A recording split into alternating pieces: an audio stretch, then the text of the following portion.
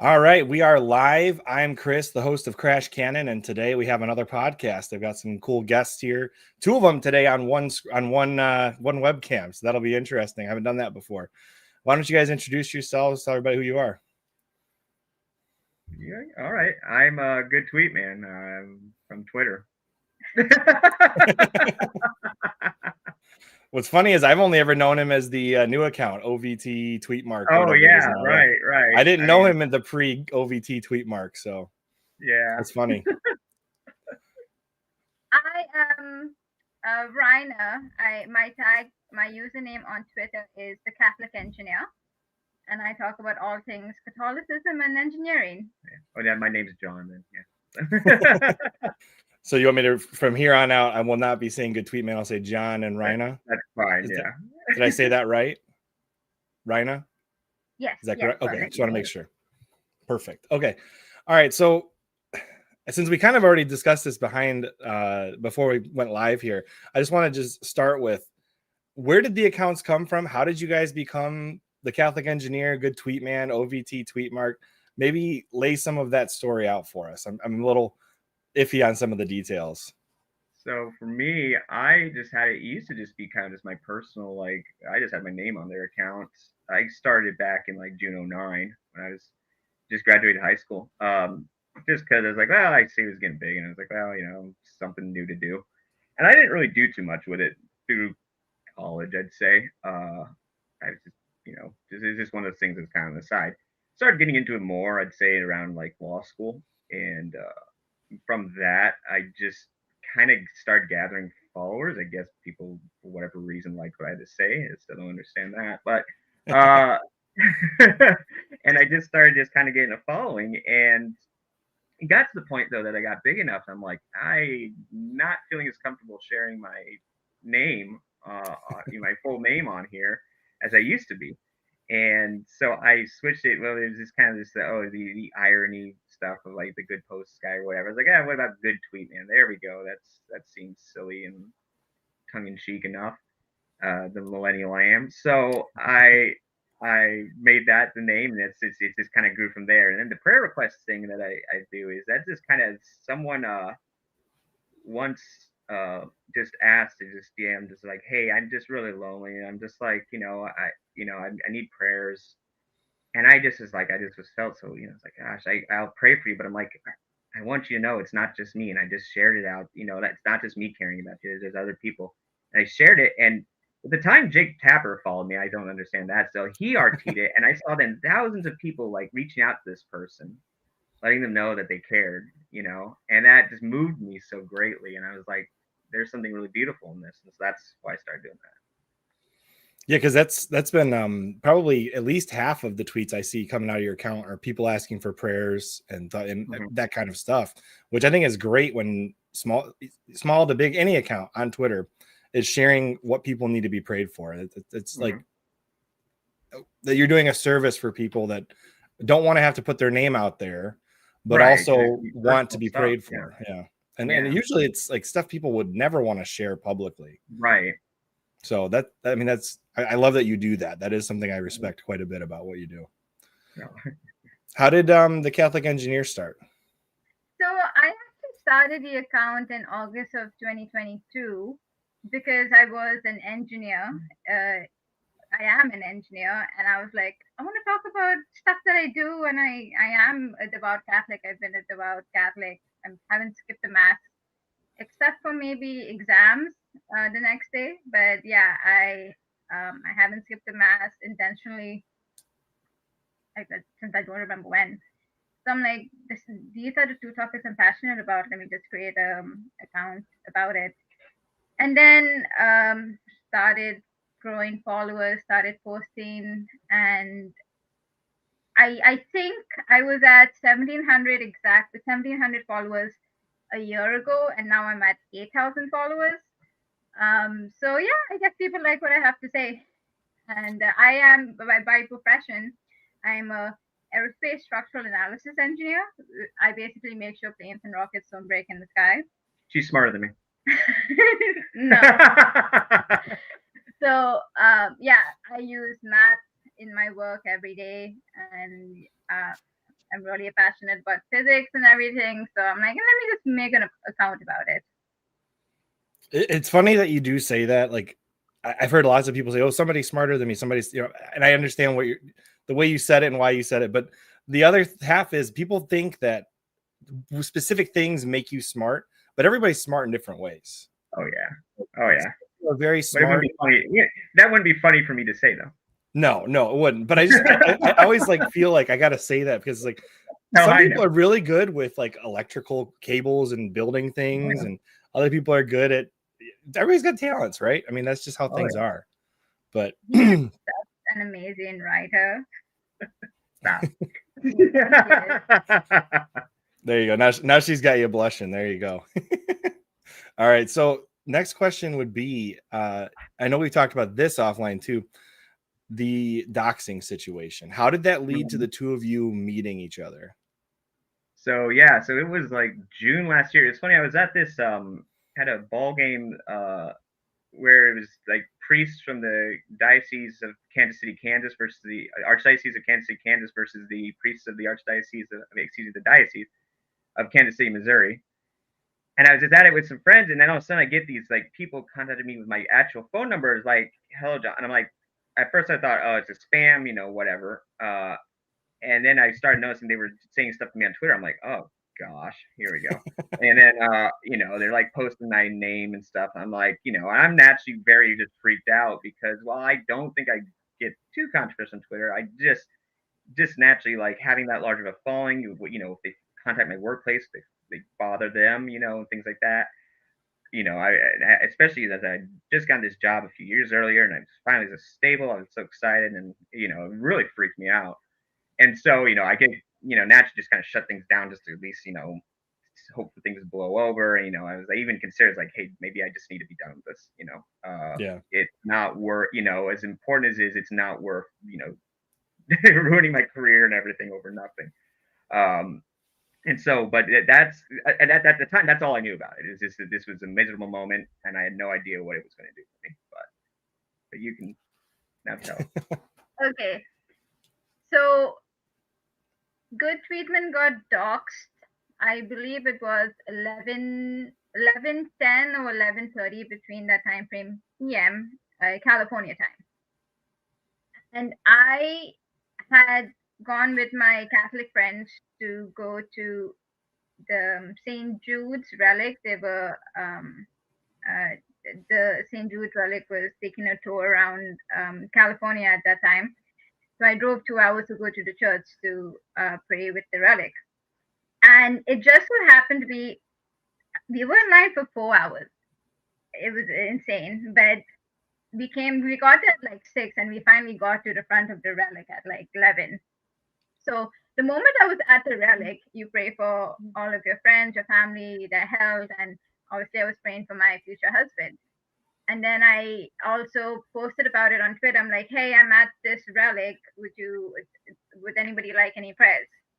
So then I touch my rosary with the on the relic, and then I go sit on the pews, and I open up Twitter to like pray for everybody who sent in a request.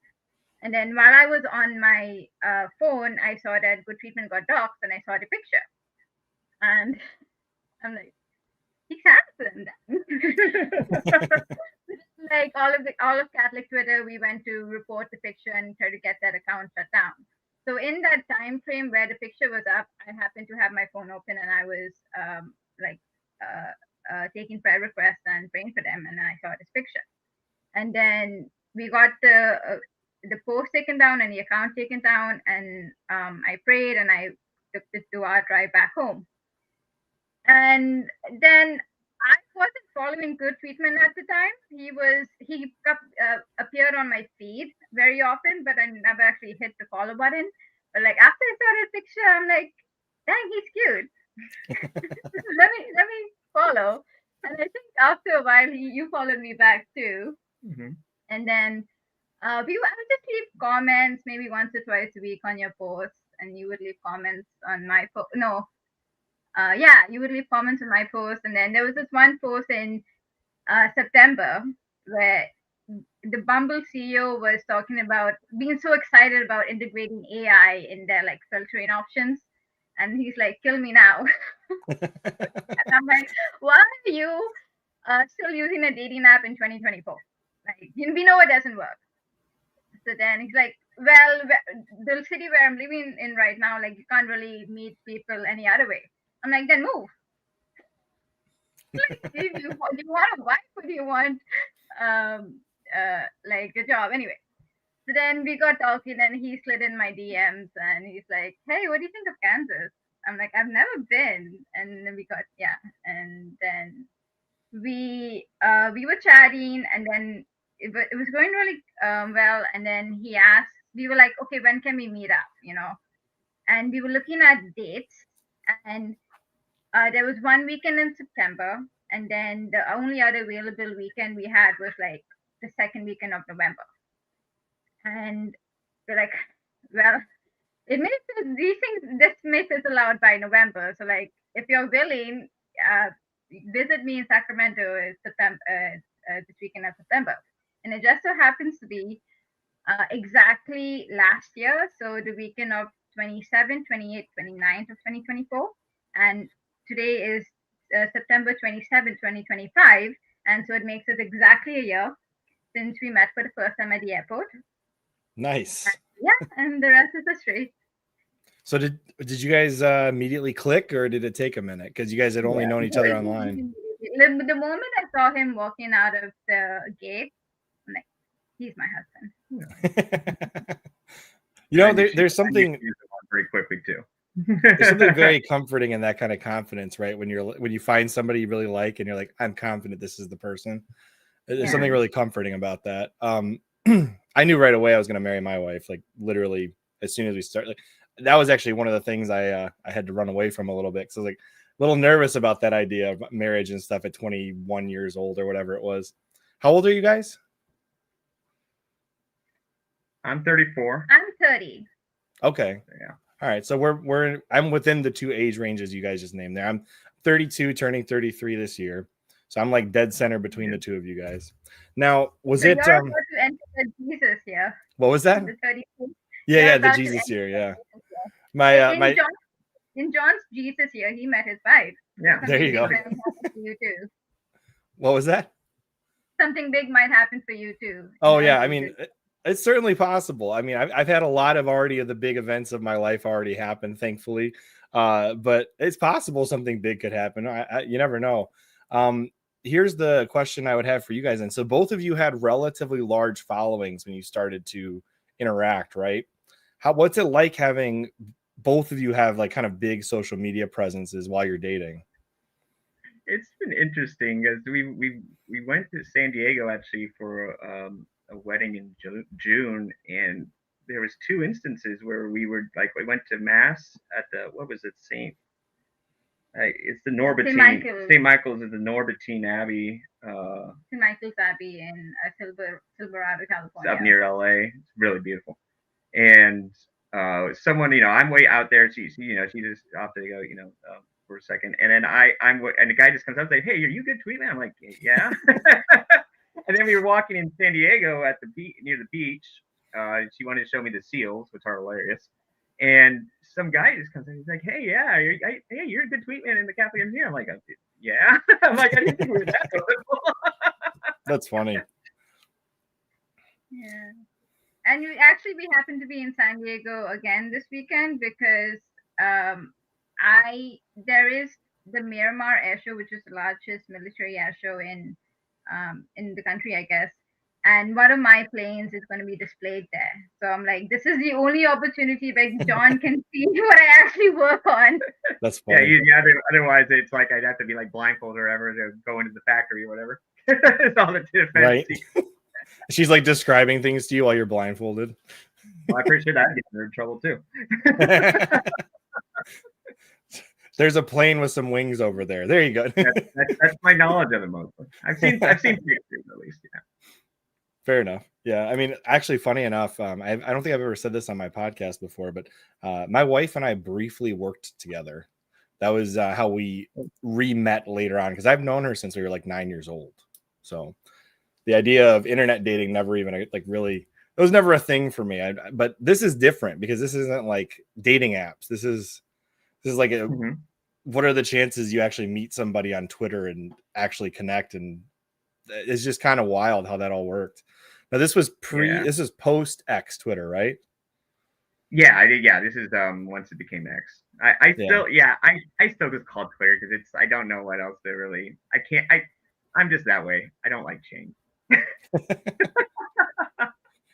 So you guys met on social media, and you're both Catholic. I know. I'm pretty sure Ryan, you were Catholic from the get go. John, have you always been Catholic as well?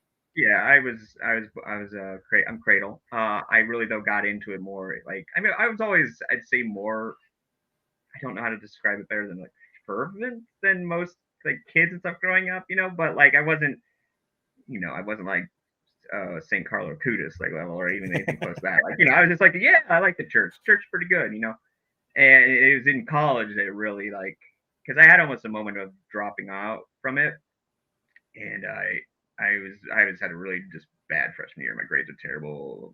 Social life was dead. Just I was depressed. And I just is like, I heard Ave Maria, and I was just like, I need to go back to it. And ever since that moment, my life changed for the better. That's good. Yeah, I had a similar moment in college because I lost my parents at one point around 8th grade. They were like, you know what, you're confirmed. If you want to go to church, that's up to you at this point. I know that's not everybody's experience, but for me, it was like, as an 8th grader, what 8th grader is going to be like, yeah, let's go to church? Yeah. I mean, right. Most of us aren't at that point. Thankfully, I eventually came back to the church, but that is not an easy decision to make when your parents hand it to you at like 8th grade. Now, Ryan, if I'm not mistaken, you lived at least a portion of your life in Pakistan, right? So I was born and raised in Karachi, Pakistan, and only 1% of the country is Catholic/Christian. 99% of Pakistan is Muslim. So in my Catholic school, let's say we had a class of 40 students, 36 would be Muslim and only 4 would be Catholic. At the Catholic school? Yeah. Wow. 4 out of 40 is 10%, so we were overrepresented if you just look at math. But yeah, fair enough. When you live in a Muslim country, you get Muslim students. And the thing is, the Catholic schools are the best schools in the nation. Like governors would send their children to our schools because of the quality of education. Mm-hmm. So, and that's how I grew up. And then my family had our papers put in for immigration in 1995, and that's the year I was born. So my parents, they had 3 daughters at the time. I have an older sister, and I have my twin and I. Like, we don't feel comfortable raising our Catholic girls in Pakistan, so let's move to a safer country. But the process took so long, and we finally got to go ahead in 2010. So we waited 15 years to come to America. Wow. So you were already a teenager when you came to America. Yes. So I was 15 years old, and I did. We came to America in March of 2011. So I did a few months of sophomore year, and then junior and senior year in high school.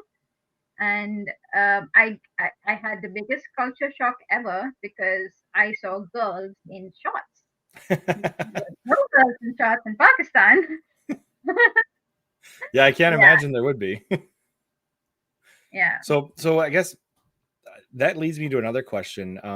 With the culture shock of like the American culture coming over here and all that, I imagine like dating would have been very difficult when you first came to this country, if you even were interested in that thing at 15. The thing with Pakistani and Indian parents is education is the top priority amongst all of your children. Right. So you're not allowed to date. Basically. I prefer that's a good rule personally, honestly. I got 2 daughters, so and you like have to look at boys, but you're not really you mingle with boys and your church friends, but there's no official dating until like you're ready to get married. Is there a lot of arranged marriages in the like the Pakistani culture? Is that kind of a thing? Not in the Catholic culture. Not We Catholic, meet but organically. We hang out in the churches, and that's how couples meet. In Pakistan, yes. I mean, not okay. sorry. In the Muslim demographic in Pakistan, yes. Yeah, because like the only thing you can do in America to help get your children to meet people that are culturally the same as or religiously the same is put them in groups of people that have the same beliefs and the same values as yourself, right? That's the best thing you can do as far as like being a parent who's Catholic. Do you guys let's see, so you guys are both in your 30s, and when are you getting married again? December 27th. Exactly 3 months from now. Nice. Well, And congratulations ahead of time. And exactly 15 months after we met for the first time. Awesome. Oh, that's good to hear. And I'm assuming then, did you guys have to go through the standard Catholic marriage prep and all that? Yeah, I mean, in a sense, it's obviously with distance, since we Yeah. are getting married in Omaha too, and our priest is. So I feel like this is a Twitter relationship through and through, because we were trying to find a priest to celebrate our wedding mass, and then he posted about it on Twitter like, "Hey, any takers?" And then Father Faulkner actually said, "Yeah, I'll do it," and he lived an hour away from the church we were getting married in. Yeah. And so That's we funny. started doing marriage prep with him virtually, like every Mondays for 6 months. Mm-hmm. Oh, so you guys got a lot of marriage prep in then, if you got to do Yeah, every Monday for that long. Most people, they get like a couple meetings with their priest, they do some kind of a marriage retreat of some sort, and then maybe the priest will grant. So like, it wasn't every Monday. Okay. Yeah. Okay. It's like if we had plans, and you're flexible basically, but Mondays is when we would typically meet. Yeah. Well, I mean, it's still cool though. I mean, like you said, Twitter through and through. Like, what are the chances all that works out? That's awesome. Let me see here. Somebody wanted to encourage you guys by saying long distance marriage prep can be done. His wife and him are living proof. I got a couple other comments here. Somebody said that's my mutual. We got this fun little. I can never remember what this guy's called. Which one is that one? Which meme? He's like the bald head with the Oh, the Wojak. He's a Wojak. I can't think which one he's supposed to be. Anyway, somebody wants to know if you pop out Zins before you send out your fire tweets. No, I don't. I don't think you do you? All right. There's an interesting question. I'm going to rephrase it a little bit. So some of my friends, as they've gotten married, they've like combined social media accounts. Is that something you guys have talked about at all, or what are you guys planning to do with your social media accounts after you get married? I don't think we've ever discussed it. I think my plan was to kind of do my own, but I guess we haven't discussed that yet. I guess it's more directed at me. Will I change my username to Mrs. GOODTWEETMAN? We have to talk about it. We haven't talked about it yet. Yeah. I do want like the reason my username is the Catholic Engineer is because I want to basically be living proof that you can be you can excel in the technical world as well as be a devout Catholic, So, and when sometimes you see big accounts on Twitter, and sometimes I comment under the accounts, and then they follow me because like the Catholic Engineer, that's an oxymoron. I'm like, no, it's not an oxymoron. You can absolutely be an engineer and Catholic at the same time. Yeah, I'm an electrical engineer myself, so I understand. It is funny though, like you do see people claiming like, how could you be somebody of science but also religion? They're like, it doesn't make sense to them how you could have both. But I mean, I think the more I've gotten into science, the more it kind of proves my religion. Yeah, absolutely. So I feel like my upbringing benefited me in a way that in Pakistan, everybody is a theist, right? You have Muslims and you have Catholics and you have also a certain percentage of Hindus.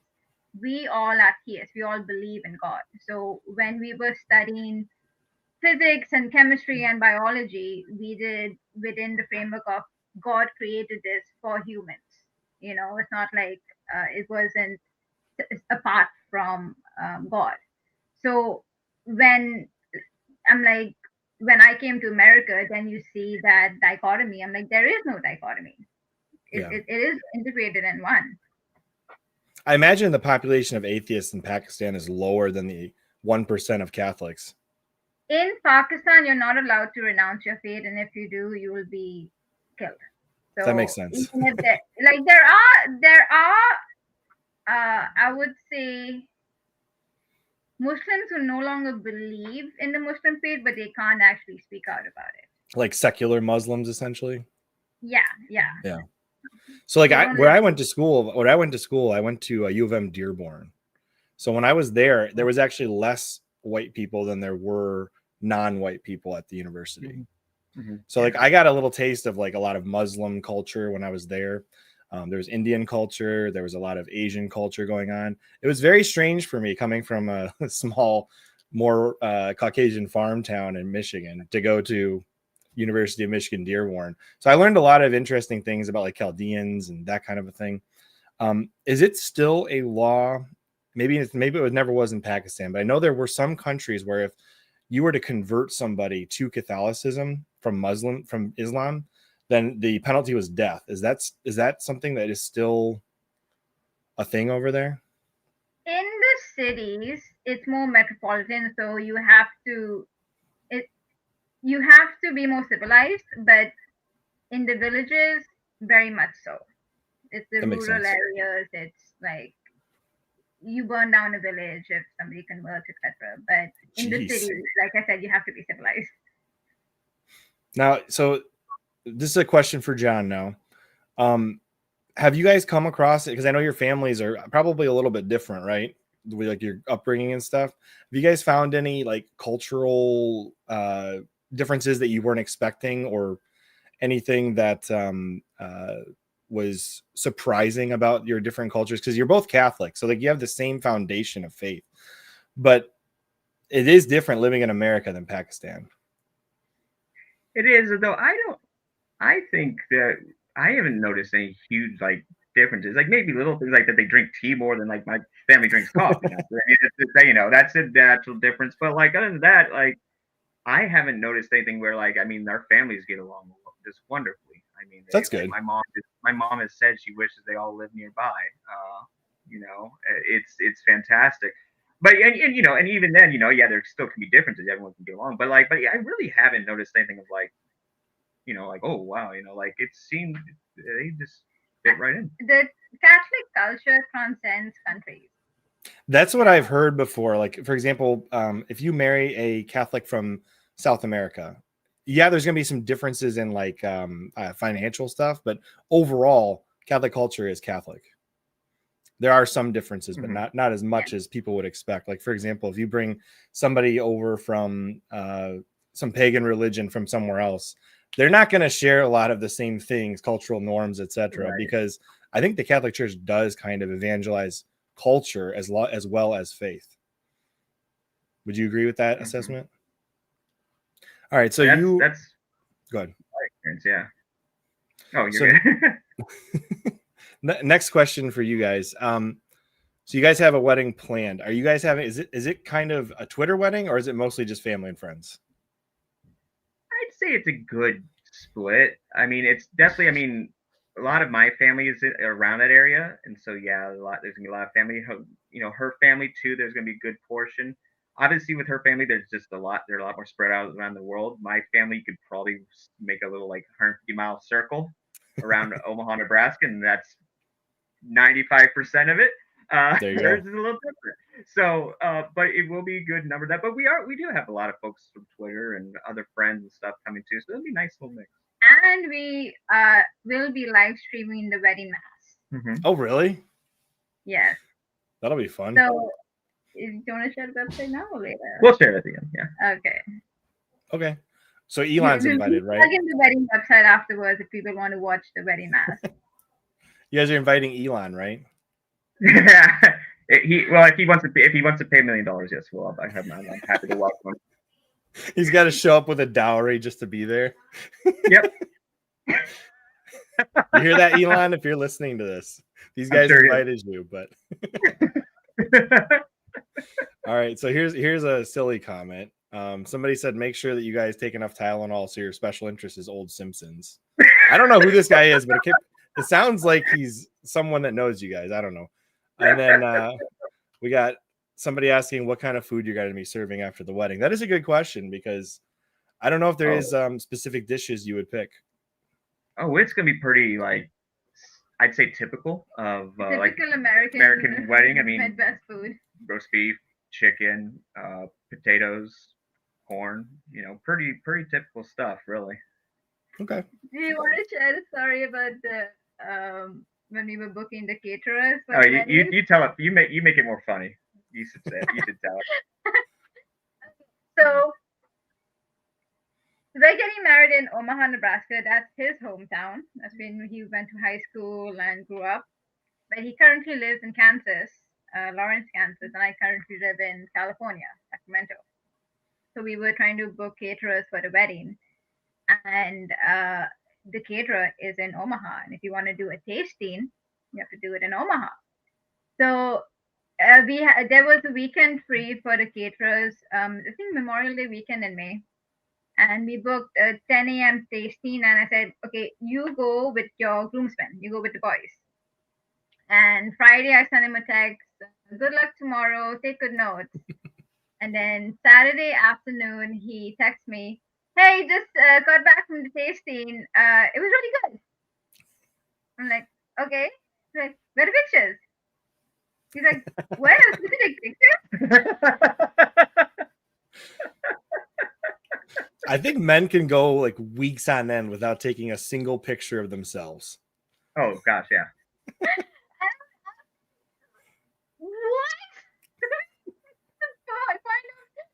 Tasting is not only tasting the food, but seeing how it's presented, right? Yeah. Fair enough. That's funny. None of the guys even thought to take out their phone. Never even crossed my mind. I did take good notes though. Yeah, he's like, yeah, the chicken marsala is very juicy and very succulent. I'm like, you're great. You have people in agreement with you on this. Uh-oh. I think we froze. Oh no, we froze. Wonder if we'll get them back. All right. Let me see. Okay. I'm going to try and get them back in here.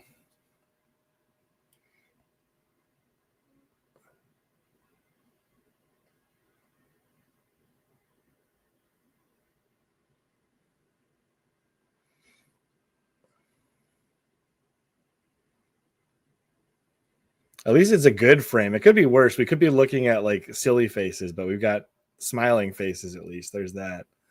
Let's see. It's not me. Okay, it's not me.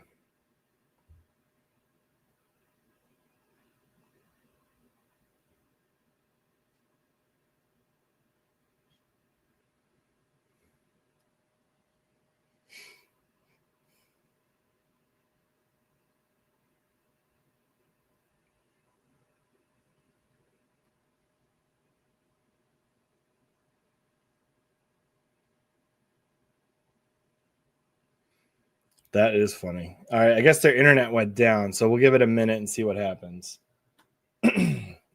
Okay, briefly here, let's see if there's any interesting things we can put on the screen. I think they would both find silly faces funny, though. Probably. That's probably true.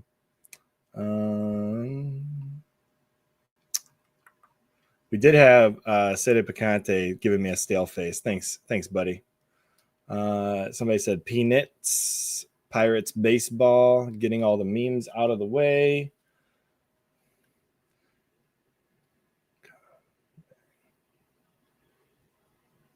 Oh, looks like they're back in the studio. We're good. Okay.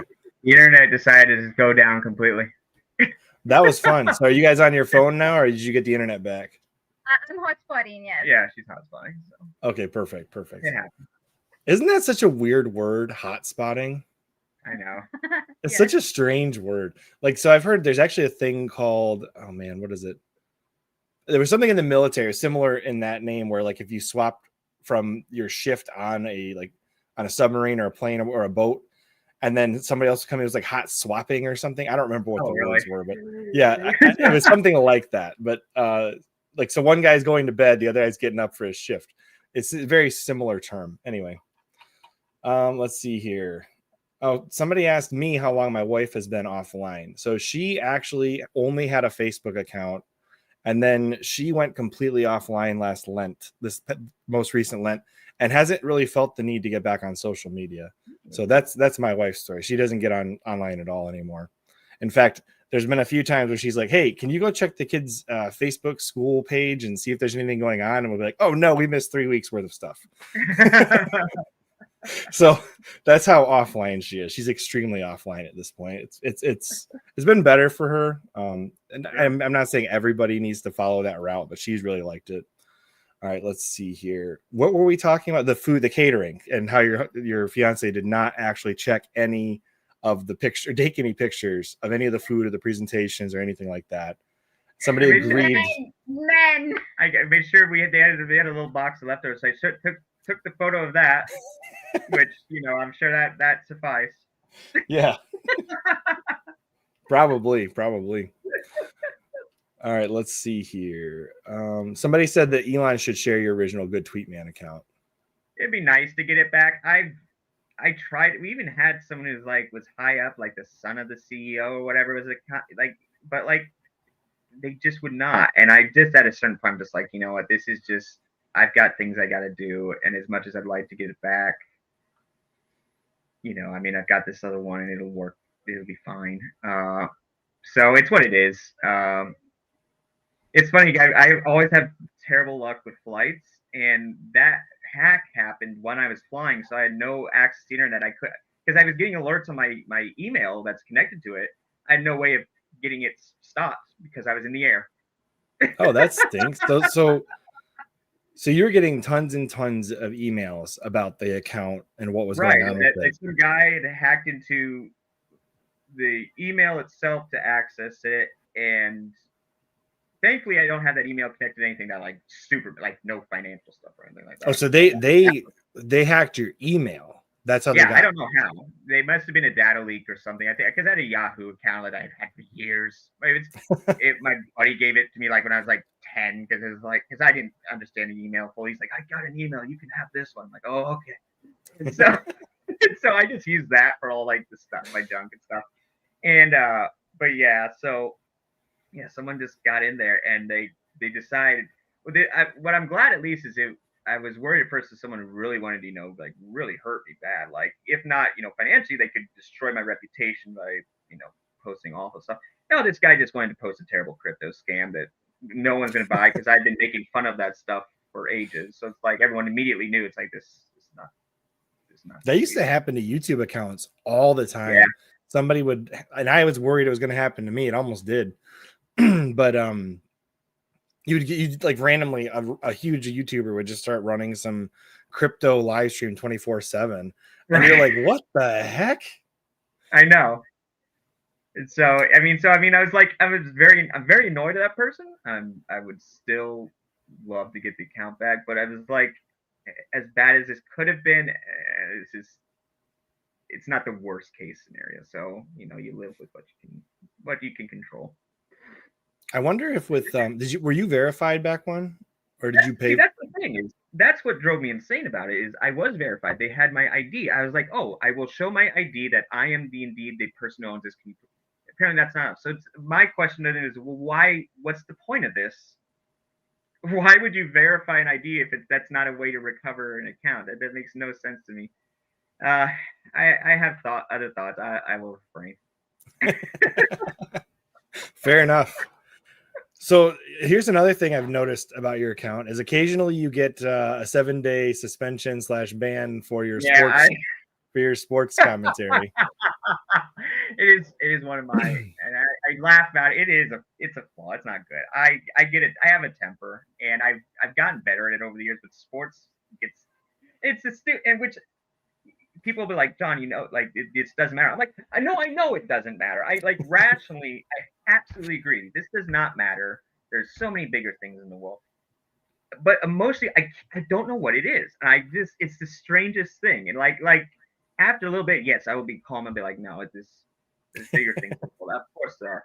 It's just in that moment, I don't know what it is, and I'm working on it. I used to be worse, so I'm getting better, but it's still not. Yeah, I've got progress to make. So Have you guys watched sports together? Yes. How did that go? Because I gotta know. Okay, so our first date weekend, which is Friday, Saturday, Sunday. Saturday was the Nebraska game against Purdue, and the hotel he was staying at did not have NBC or Peacock or whatever. Yeah. And I'm like, oh, I have NBC and Peacock. You want to come to my house? And so we put the game on, and I sometimes when Nebraska would like make the stupidest mistakes, he had to control himself from yelling. That one took a lot of. Thankfully, it was against. No offense, Purdue fans, but thankfully it was against Purdue, so it was not. I was still feeling okay. Nebraska should be able to get this one done. So I was able to keep it controlled enough that I put on a good show, I suppose. But then we were on the couch together watching the game, and I think it was halftime or some break, and then that's when we had our first kiss. Yeah. Watching a Nebraska game. And he's wearing a Nebraska shirt today. There you go. Yeah. They're on bye this week, thankfully. So yes. Oh yes, I agree, Kevin. Yes, Ben Cherington should be fired. It's probably Pirates general manager should be coming up in few days, I'd imagine, with the season ending Sunday. I would think 6 seasons of losing seasons, you're not going to stay on. So fair enough. Even with winning seasons, sometimes people don't stay on. Like I know, Jim Harbaugh had to go, even though they won the national championship when he had to take a back seat. Whatever. Yeah. It's funny that the yelling, controlling, etc. I actually had to spend a season not watching the NFL because I was just very obsessed with the Detroit Lions. And there was that one season where they went in not deep into the playoffs, but deep for the Lions. Even one playoff game is deep for the Lions. Right. And they went to go play the Cowboys, and there was pass interference right on that last play. Ref picked it up. Game's over. Forget this. And then he's partying with Jerry Jones. I had some words that I will probably never repeat again. And my wife was like, I've never heard you say that before. That was bad. Anyway, so I understand the getting heated about sports. I took a little break from it, and I came back to it later, and I don't get nearly as angry about sports anymore. That's good. But I had a similar issue early on in my relationship with my wife. So then, what is your favorite sports? I'm assuming basketball or football, and then maybe soccer for Rhina. So for me, college football is number one. I mean, growing up in Nebraska as a little kid, back when they were unstoppable, that just gets burned into your mind. I think that's part of it. Is that constant wanting of that feeling again just drives someone who is in that age range insane. Because I was born in 91 and they won 3 national titles, 1994, 95, 97. And so I remember it, but not like crystal clear. It's one of those like kind of hazy, like I remember certain bits and things like that. And to me, of course, when you're a little kid, I know a lot of those guys now. I know some of them weren't the best dudes, but like as a little kid, you don't know all that stuff. And and you don't see them as a little, you don't see their faces. You just see these hulking like guys in the helmets, and it's just so cool as a kid. Like they look like heroes, and so that really burned into my mind. I got into hockey in high school. I had some buddies who played club hockey, and I went watching him, seeing the game live up close. I was like, obviously the club hockey. We're not talking like NHL stars, but it was good stuff. I was like, interesting. So I got into that. Got into the Pittsburgh Penguins because I had some high school football teammates of mine who were big into them. They won the cup that year. I was hooked. They're not great now. I'm not mad about the Penguins can be bad. That's okay. We won 3 cups in 15 years. That's an amazing run. You can't be mad as a Penguins fan. You can't. And then the Pirates fandom kind of came from that. Baseball is just naturally I knew more Pittsburgh people, and so I kind of rooted for the Pirates just because I just kind of liked seeing them happy, and I was just like, yeah, this is fun, and I kind of got it. Now, then you would think naturally I'd become a Steelers fan, but no, I'm an idiot. I became a Browns fan when they went 0-16 because I started rooting for them as a joke. I was like, let's go Browns, baby, love the Browns. You know, they'd lose again, and after a while, I was just like, come on, win a game. And I was like, oh no, oh no. Yeah, we had that problem with the Lions too. They went 0-16 one year. That was lovely. Yeah.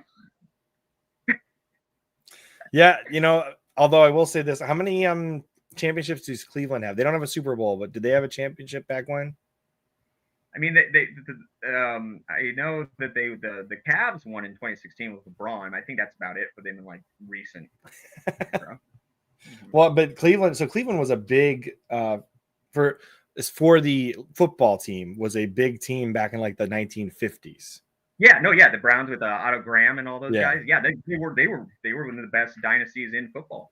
So them and the Lions can't do anything sense. The funniest thing is if you look back and the teams that were the best were the Browns and the Lions, which anyone in the Super Bowl era would look at you and like you're insane if you said that. The Lions still have 3 banners up on their wall. It says like 1953, 54, and 57 or whatever the 3 years are in the 50s. They got the banners up for the winning, and it's like, it's sad we can't put another banner up. Well, yeah, you want one in the Super Bowl era, at least one. Although the guy that the quarterback that won all those championships for the Lions, they traded him to Pittsburgh, and he cursed the Lions on his way out. Yeah, he's like, you'll never win again. And then the Steelers went on to be the Steelers at the time. People don't know were terrible. The Steelers were one of the jokes of the NFL, and then the Super Bowl era, they became one of the best teams. All right, so back to her favorite sports, though. Okay. Yeah, I was gonna say back to the question. So I guess I have a blank slate when it comes to American American sports. So I'm going to basically root for wherever Don't do that to yourself. Don't do that to yourself. Don't do that to yourself. But when I was growing up in Pakistan, the 2 biggest sports were soccer, the FIFA, and cricket. So whenever Pakistan used to play against India, of course you root for Pakistan. Whenever India plays against another country, as Pakistanis, we have to root for the other country. So it's a pretty strong rivalry. That's what I'm hearing. So growing up, the FIFA Soccer World Championship and cricket, and for American sports, whatever he follows is whatever I will follow. Now, did you end up going to Nebraska then? Me? Yeah, for undergrad, yes. Yep. Okay. Yes, I went to Nebraska for undergrad. Yeah. It was a good time. And I'm assuming, Raina, you went to one of the universities in America or? So after high school, I did community college, and then in Sacramento, and then I transferred to UC San Diego, and I got my aerospace structural engineering degree from UC San Diego. And I lived here for 3 years, which is why I love San Diego so much. I try to come back here at least once a year, and we're here again in San Diego. San Diego is a beautiful area. I've been there once. I've been to San Jose once as well. And technically I was in LA for a brief period of time, but we don't talk about LA. LA was it was a dirty place. There's parts of LA that are really lovely, and then there's parts that just like I would never like to go there again. Yeah, exactly. I mean, I walked about a block away from the airport because I had like a 5-hour layover there. And that was one of the seediest bars I've ever been in my life. Gosh, yeah. It was something. Where's your favorite place you guys visited? Have you guys been to any like cool Catholic places or otherwise? I mean, I like San Diego a lot, to be frank. Well, we have naturally when we travel and stuff, it's mostly just to each other right now. Yeah, that makes sense. We always prioritize mass on Sunday. Mm-hmm.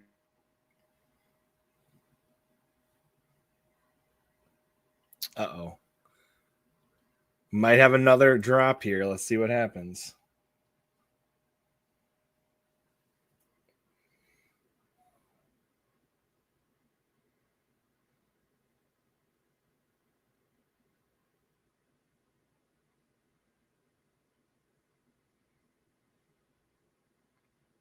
Man, the internet does not like this conversation. Apparently, we're getting stuck again with the internet connection dropping. Okay, let's see. Real quick for Brian. Oh, you guys are back. Yeah, it's internet issues, man. Yeah. Just when you need it to be consistent. It's not Yeah, I know. I've not had this level of issues in like ages. No, not like. Well, you're on a Catholic podcast. It's Satan trying to shut us down here, guys. Absolutely, 100%. I've had more issues trying to stream mass back when during COVID than I've ever had doing anything else. It's funny because like if you want to have issues, try doing something Catholic online. Oh no, we're frozen again. All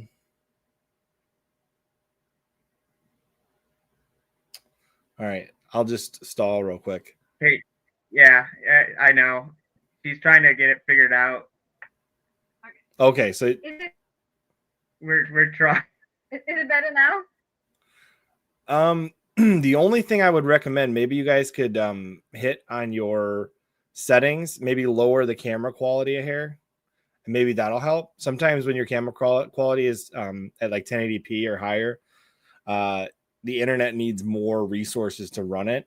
So if you drop it down to like 480p, it'll still look good just fine on the screen, and it'll take less internet to do it. We're trying. Okay, it's working right now, sweetie. It is working. I hear you. Did you guys hear what I said? No, it's working right now. Try to do his best. I think we just have to muddle with it. This is what it is.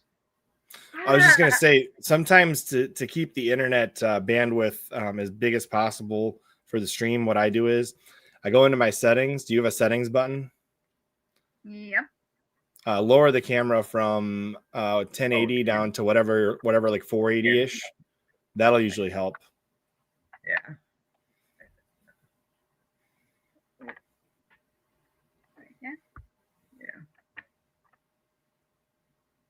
Yeah, because it's not going to make a difference. We're already tiny screens on a big screen. Yeah, you know what I mean. You're good to your point. Yeah. Well, it seems also like just the internet itself is just like going out and things like that. So. Well, you said you're in San Diego, so I would just blame Newsom. That would be the best bet. Oh no, they're frozen again. Oh man. No, it's just there we go. Okay, you guys are back again. All right. So next question is, where are you guys going after you get married? You guys have a honeymoon plan? We do. We're going on a cruise through the Caribbean over I think like the 30th, December 30th through like the 9th of January. So the new year we'll be celebrating on the ocean. It'll be really nice. Yeah, you guys will be in that's international waters, right? Yes. Yeah, that'll be fun. We made sure to check where the church is on Sunday, so we're making sure we get to church. Yeah, I mean, none of us will understand a lick of it. It'll be in Spanish, but you know. Well, Spanish is pretty close to Latin. If you got your Latin down, good point. So you know, you just go with that. Just muddle through it as best you can.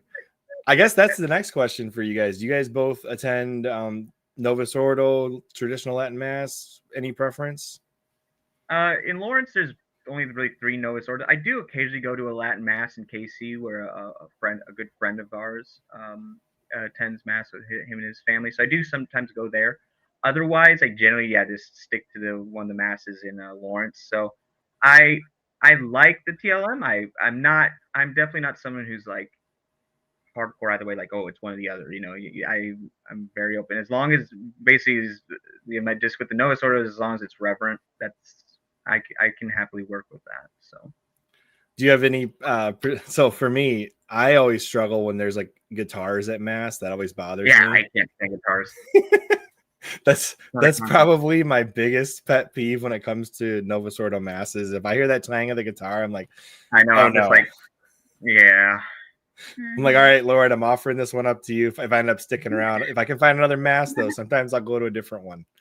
But yeah, I have a hard time with the guitar at Mass. It feels wrong to me anyway. Usually because it's, maybe you guys don't feel this as strongly as I do, but for me, it's like the theme of the mass is sacrifice, and happy 70s hymns just doesn't Right. do it No, for me. Not on guitar. it's not mystery. There's, it's perfectly outside of mass.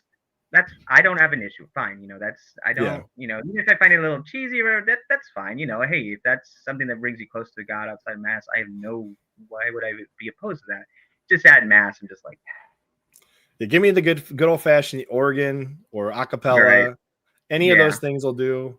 I'm pretty happy with chant, the Gregorian chant and all that.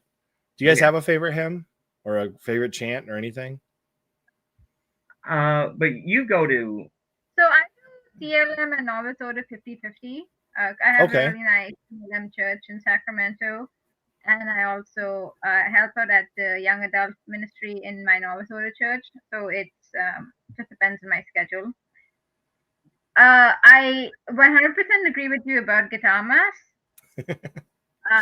And in terms of favorite hymn, nothing, like no names come to mind, but like the genres of like there was the the churches we went to God be all praise. Oh, God be all praise. God be all praising is my favorite hymn. That's my favorite. I really, really just love that. Yeah, I was in my church choir from the age of 7 to like 15 in Pakistan, and then when I came to America, 15 to 2019. So I love all hymns, and but for our wedding, we are choosing organ mass and nice. and a 4-part harmony choir. Oh, that'll be cool. You said a 4-part harmony? That'll be nice. That'll be cool. Yeah, the guy we talked to, he's out of St. Peter's in Omaha, which is kind of like one of the more like traditional novice churches, and he's like, I could just tell me like this guy knows what he's doing, like just the way you could just tell with people, right? Yeah. Just like him just like going over these things, like and just playing it. I'm just like, okay, yeah, I'm sold. Tell me what you want to do. Well, that's always the best situation when you got somebody who knows what they're doing and that's the person you want. That's the best situation. It is. It really is. So. Personal experience with a previous wedding. I'm not going to say it was mine, but it might have been mine. We had the organist get mad that we had a different singer in mind than the organist, and that was an interesting situation to say the least. Yeah, that was. Let's see here. Next question would be, so you said you're a 50/50 with the TLM Novus Ordo, Raina. In Pakistan, what is it? Is it mostly Novus Ordo or is it Novus Ordo? No, mostly Novus Ordo. What language would that be in then? So in English, and then we have up and coming Urdu speaking population. So mass is also offered in Urdu for them. Okay. And so what was your first language then? So my English. English was your first? Okay.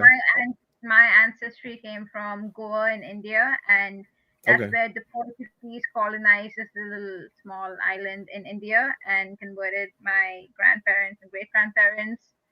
Actually, the Portuguese came in the 1500s and they were in Goa for 400 years. Yeah. So that's how my family became Catholic. And then when India and Pakistan split into two countries, my family moved to the Pakistani side of the border because Pakistan was supposed to be a country for religious freedom because the Muslims and the Hindus were fighting each other all the time when they were in India. It's like, okay, Hindus can have India, everybody else, let's go to Pakistan. And then Pakistan became an Islamic country explicitly. So yeah, that was pretty quick too, wasn't it? It was like almost right out the gate. It was immediate. Yeah. Now, it doesn't seem like, I mean, maybe I'm just outside looking in, but it seems like India is less friendly to Christians even than Pakistan, at least right now with the way the politicians are talking about it. Yeah, but Pakistan is just the same, at least from what I saw. So I guess you can say the population itself, they have the Muslim population and the Hindu population ganging up against the Christians. In Pakistan, you had the Muslim population, and like the extremist Taliban that would also gang up against Okay. Christians. Okay. So it's a different calculus for Catholics in Pakistan versus Catholics in India. Now I thought I did listen to the interview you did with I forget what the guy's podcast was called. Glauber. What was it? His name is Glauber Costa. It was the I can't log on save file. That's right, right? Yeah, the file. Save file. And I remember maybe you said something about a church getting bombed in Pakistan. Is that something that's regularly occurring over there? So at high for big events like Christmas and Easter celebrations, you have like the government sends their police force to like protect the church because you have a high population in the churches. In in 2018, one of the teens in a few years ago in the city of Lahore during an Easter service, there was a bomb that took out a large portion of the congregants in the mass. Jeez. So that was what I was referring to. Okay, yeah, I remember you saying something about a bomb in the church, and I couldn't remember all the details because it was a while back when I listened. It was back when I originally invited you and then your fiance on to the podcast. Was when I listened to it, because I like to listen. If I can find some interview of somebody where I'm not going in completely blind to whoever I'm interviewing, I will at least listen to that to find out who I'm going to be talking to, that kind of a thing. It's not always possible because some people are not on social media and you can't find any interviews of them, but that was interesting to hear, because if I found out that, well, I mean, I guess in America we're having problems right now too. We had that shooting in Minneapolis, and now we got police presence at my kids' school, which I'm actually glad that they're there, even though I don't like that they have to be there. Was it hard going back to mass after seeing something like that? The best part that I love about growing up Catholic in Pakistan is because you're so rooted in your faith. It's like, come at me, bro, you know. Come at me, bro. So yeah, you love your faith and you obviously go back there, and it's all about Jesus and God. It's not about you. Yeah. Now, John, would you say that compared with what she grew up with in Pakistan, that you kind of had it a little easier with going to church every weekend? Yeah, it's really kind of opened my eyes to like how, there's still problems today, but like how fortunate I am, like to just be able just to go to mass and like, you just go, and there's no, it would be even now, even with this stuff, it'd still be shocking. Like that would be just unfathomable still, even to a degree, that anything bad like that would happen. It really did put that in perspective, and also this kind of made me think like, these, if I complain about, because I'll be frank, yeah, sometimes I'm like, I don't want to go to mass, but I'm like, I push myself, and now I even have more reasons, because I'm like, look, those people will die for it, and you can't just get off your lazy butt to go to mass for the God who created you. Can't give him an hour of at least an hour of your week. Like, come on, John. So I really has kind of opened my eyes to that, and how fortunate I have it, and why, and not to take that for granted. And I'm assuming you guys both want like 15 kids, right? Yeah. You want to start it right away. That is exactly what my wife and I did. But as far as kids, it is something that really changes your perspective. Like when I heard that a bunch of kids in Minneapolis got shot at church, I was like, because my kids go to Catholic school, I was kind of freaking out. Like that was, but I'm not going to not send my kids, because what message does that send? Right. Yeah, you can't. Yeah. But still, yeah, it doesn't take away from the fact it's still terrifying. But yeah, no, I get what you're saying. And then my kids know about this stuff too. I don't know how they find out about these things, but they do. Like they found out that about the Charlie Kirk stuff that had happened. And they were immediately like, Dad, you don't do speaking events with your podcast. I was like, no, I don't do speaking events with my podcast. He's like, well, please don't. It's like, well, I'm glad my kid cares about me. But anyway, did you guys have any thoughts on that situation, like with regards to where we're at in America? It's sad. Yeah. And it's the reaction of the left that really like drove the nail in, you know. Yeah, I think there's, I mean, seeing some people I know personally, like on like Facebook and stuff, like just being almost like gleeful. It's just like, It's so gross. it's like, I wanted to go up to people and be like, oh, so when that happened to me, would you be gleeful then? And it's like, oh, that's different. Why? Why is that different? You know, I mean, I'm probably not, quite the same as, with Charlie Kirk's opinions. I've got a little more, I've got some lefty kind of thoughts on like economics, things like that. I'm a little more kind of that. But, but like when teachings of the faith and stuff, because that's the thing that people like this freak out about is like, being against abortion and things like that is like, so do I deserve a bullet in my neck, in front of a large crowd because of that? That's what I deserve. Is that's what, and it's sickening because like even these people, like I think abortion is murder because it is, and the people, but I think like most people at least that think are okay with it, they just don't comprehend it. I would just the idea of someone shooting one of them for it would just disgust me. So it's just it's really horrifying. The toleration of ideologies that would promote killing somebody like Charlie Kirk.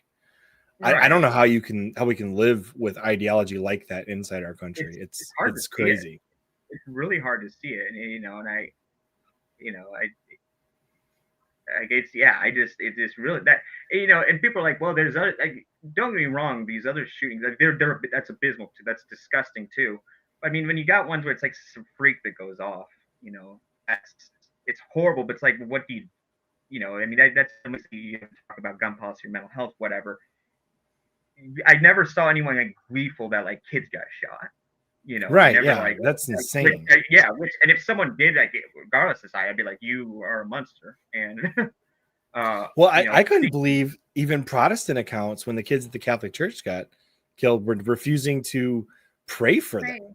I know that's like this. That was nuts. Like, or at least pray for even if they don't think about praying for the dead, like pray for their families, like just like and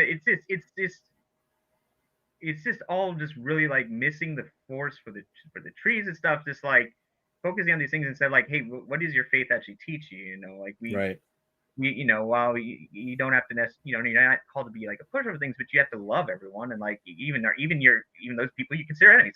We explicitly are commanded that. Probably one of the hardest commandments is to love people, because people think love and nice are the same thing, but these days, they're very different. Being nice does not equal being a loving person. Like if I tell somebody, like if I affirm a lie, am I being a loving person? No, I'm not. No.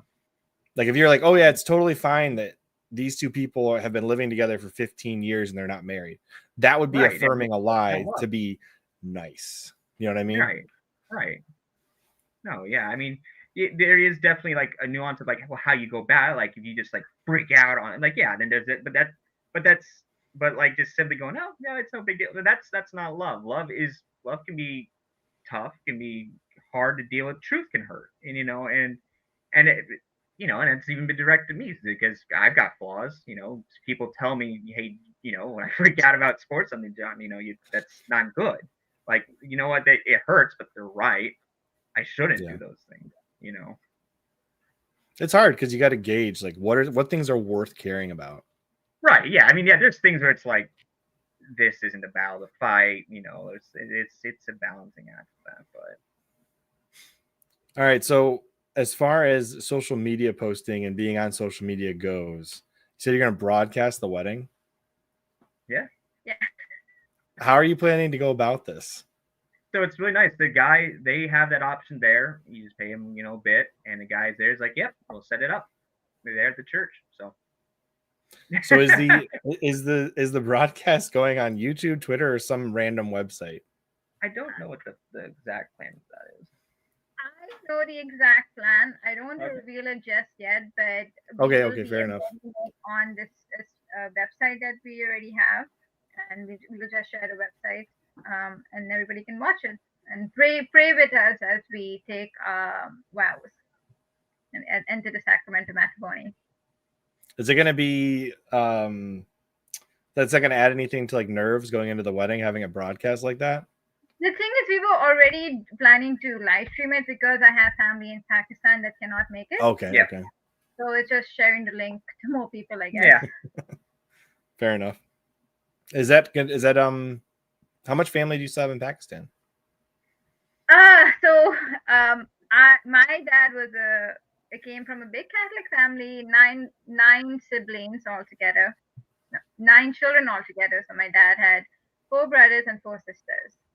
So and then my dad was the first brother to pass away. He passed away 3 years ago. May he rest in peace. But I believe I have 1, 2, 3, 4 of my uncles and aunts still in Pakistan and their families. Yeah, that's I hadn't thought about that since your father has passed. May he rest in peace. I'll pray for him today. Who is walking you up the altar? And my mom. Your mom? Okay, that's nice at least then. Yeah. I've had a few weddings where the dad had previously passed, and they always seem to be kind of creative with who's going to end up walking the daughter up the aisle. And so I've always been curious about that, because it is a legitimate part of the sacrament that the guardian or parent hands off their daughter to their husband, because it is like a change of family structure, right? Because the daughter is leaving the family and they're being handed off to their husband, who's now their family, right? So it's not just like a symbol; it's an actual like change of familial structure. Change of the guard. I like that. Change of the guard. Change of the guard. Yeah. Yeah, that's what I am. I'm a guard. I mean, really, as husbands, fathers, etc., it is our job to get the family to heaven. All of us, right? And we follow according to the scripture, Paul, right? Husband follows Christ, the wife follows the husband. That's the structure as set in the gospel. So it is like a legitimately interesting thing that happens there, because a father last minute could be like, you know what, I don't know about this idea, because that's their last chance to make that decision. But so what do you guys want? Daughters, sons? No, anything God blesses us. Whatever God blesses us with. Yeah, I will just be thrilled all the same, and I know she will be too. Yeah.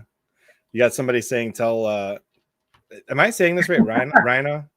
Because that looks different to me. So blame my mom. So my twin sister is Tiana. That's her. And I have the same spelling as Tiana, but my mom pronounces it Ryan. Okay. So all right. She has a 2-year-old nephew, and I'm the godchild to a nephew. Gotcha. You mean godmother? Sorry? Did you say God? You're the godmother to her child, right? Okay. Yeah. I think John heard the same thing I did. Yeah, you said godchild. Oh, I'm the godmother. Yeah, my nephew is my godchild. Sorry. That'd be a pretty interesting situation if you had a 2-year-old for your godfather. Yeah. Oh man. You guys said you had something that you wanted to discuss before the end of this podcast. Is that accurate, or is there something you were withholding for later? Just the website, right? Yeah. Just the website, and if anybody wants to watch us get married, and yeah. Okay. Our wedding is December 27th. Yep. And the live stream, the mass is going to be at 2:00 Central Time. Yeah. So. Yeah, and the website is buddythat'smywife.com. So yeah. It is like your guys' ongoing meme, isn't it? Like anytime there's like this just insane picture, you're like, buddy, that's my wife. I remember it was like people did that like in the 2010s. It's like an ironic joke, and I'm like the one guy who just stuck with it because I just find it so funny. It's just so stupid. Well, it's a good thing that but it's gonna be real now, and I get to have that moment. So it's a good thing she's a good sport of it, because some of them I'm like, yeah, no, I would have happily given it up for her, but funny. Yeah, but yeah, it's a nice little thing that she finds it funny. All right, is there anything else that we haven't covered that you'd like to cover before we conclude this thing? I can't think of anything. I just really appreciate you having us, and we appreciate all of you guys. We really do. You know, it really does mean a lot, and how much everyone loves us, how much you guys love us, and we love you too. And we really, this is just happy. I'm just over the moon anymore. All right. Well, I wish you guys a happy wedding. I'll pray for you guys, that you guys have everything go well, and have a wonderful wedding amongst friends and family. And hopefully everybody tuning in will watch as well. And I'll see you guys on Monday with the next podcast. Anything else you want to say to sign off? I'll pray a rosary for everybody tonight. Yep. All right. Just drop a comment if you want her to pray a rosary for you, and know that you're in her prayers for the rosary. All right. Yeah. We'll see you guys on the next one. Bye, guys. See ya.